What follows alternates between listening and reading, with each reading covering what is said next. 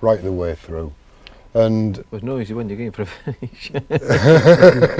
It was a great atmosphere, of course it was. You know, it was the first one ever to go to the end, and we even delayed Crufts, didn't we? Yeah.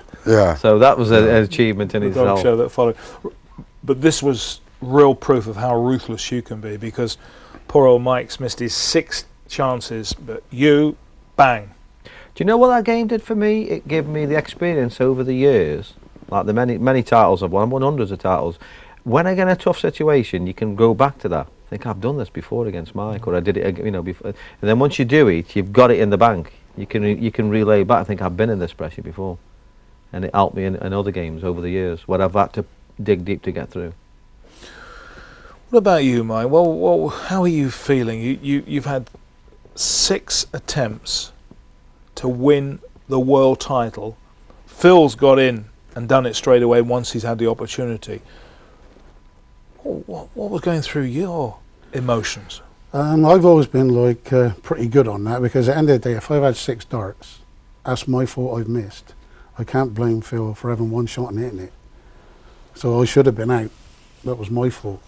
But I think I actually rushed a few of the shots, because a bit later on I went for the Unipart European Masters and I left tops and I just walked away. I had a sip of my drink, I'd come back, first dart, dead centre. I mean, it was a good lesson to learn, but a costly one. Take us into that tie break then. What are you thinking now? I've messed it up, I'm in a tie break situation. Never been on TV before either, had it? So. Oh no, I mean, we went up for the ball. Yeah, won that one, didn't you? Well, we both hit a 25 both first, at 25, wasn't it? Yeah. And then you just dropped a bit, and then I went back in and hit a ball. And then I started off, I think it was 80 with a bounce out. Yeah, and that was the one. This is just what I need at the time now, a bounce out. Yeah. Well, you did play well there. I went out on 13 darts. Yeah. I remember getting out on 13 darts, because you knew then you need a 12 dart. Or a 9 anyway. You need a good leg now. But you're watching, on behalf of everybody watching at home on television, you must be seeing now what we now know Phil Taylor's all about. Oh, we could see it. I saw it a long time before then, obviously. The power is the right nickname for him, because it is just, come on, I will never ever see another player like this man, ever. I think it's phenomenal what he's done, and there's no one will I see ever attribute to what this man has done for them. But the tie break? At the tie break, I think the most telling moment was when Mike just said there, his third dart hit the treble 20 wire, and it came flying straight back out the board, right to Mike. But that would have given Mike, I think, another throw at the double at the end if the treble had gone in. That probably would be the case. And that would have, I feel, decided it. So whether it's fortune, but neither of them should have lost. That was the main thing. Is your confidence flying in the tie break? Once you left. I think you left 101 last leg, and I'd left a double top, and I honestly thought, I thought he's going to hit it. He's not missed a finish, said, you know what I mean, other than them ones. But every time he'd left a big finish, he'd gone out, and I thought he's going to do this.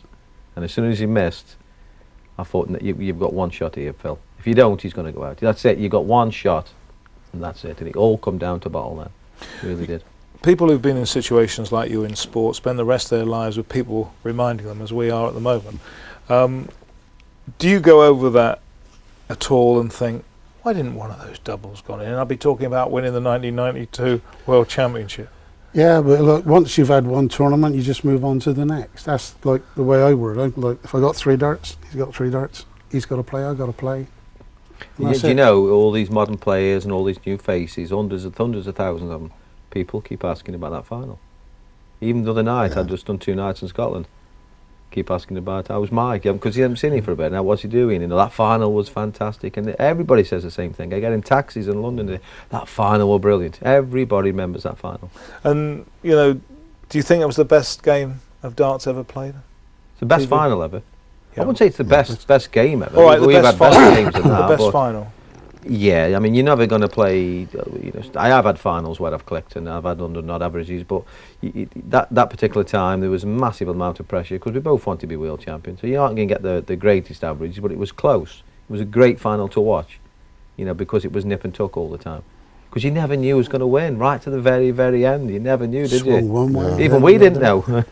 It was a great to be involved. I keep saying this, but it really, really was. And with all the finals I've played, that's the best one. And can you remember how many people saw that on the BBC? It was quite a few million, wasn't it? Was it 7?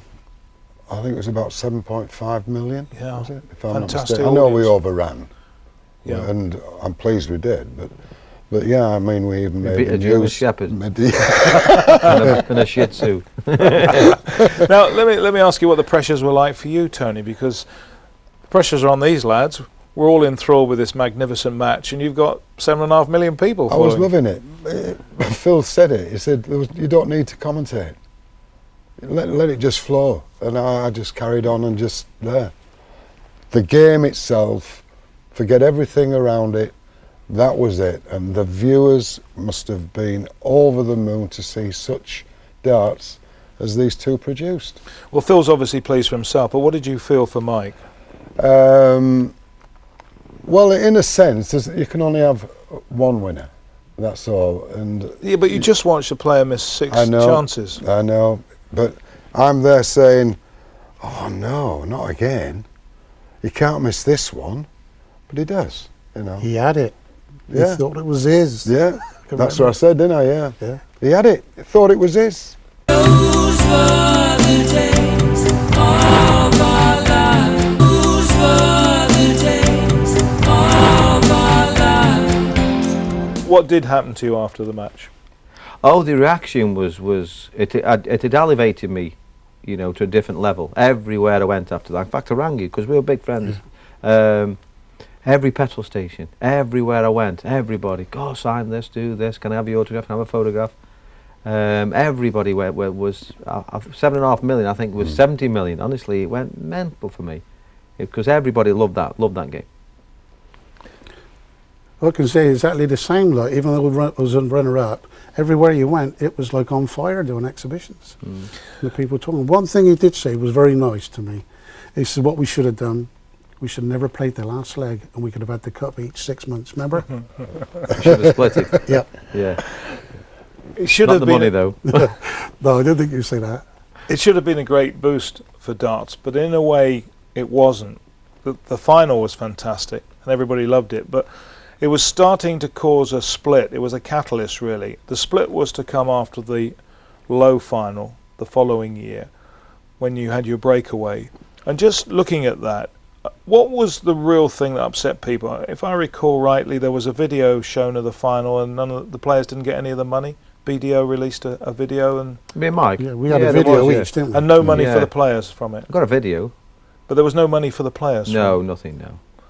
What did No you image think rights, about nothing that? like that. Didn't really think too much about it at the beginning. Then I suppose we're entitled to a couple of quid, I suppose, but nothing. No, not even a cup of tea. Was that the DVD? Yeah. No, it was a video. The one that I did? No, this No. is the actual Video video. then. It was a Oh. video of the. It wasn't. They didn't have DVDs in those days, Tony. It was a video, and it was made, and it was very popular, and the players didn't get anything. And my recall of that is the players were pretty upset, and the BDO were then faced with a situation where in the next final, the players wanted to have their own tournaments as well as the BDO, and the BDO weren't having it. Can you recall that, Phil? About the split. Yeah. Yeah, we wanted more promotion. We needed more. There was the darts on the TV was getting less and less and less. We were sponsored by different companies then. I think you were the Unicorn with me, weren't you then? And they couldn't sell the products. You know, you needed more TV. If you want your companies that you work for to sell their products, you have to be on TV. It's the best advertising in the world. But Tony, the BDO were resisting this, weren't they? Yes, well, like I said, there was the governing body, and I think every sport has to have a governing body, and it was there. But there didn't seem much movement. The players wasn't getting what they should really be entitled to. No promotions for them. They was out there on their own in respect. Once they'd won the title, that was it. Off they'd go home. Nothing. So subsequently, I think they made the right move by saying, right, we need to do something about this. But it was an independent. You still needed a governing body because you needed the youngsters to come through. But now you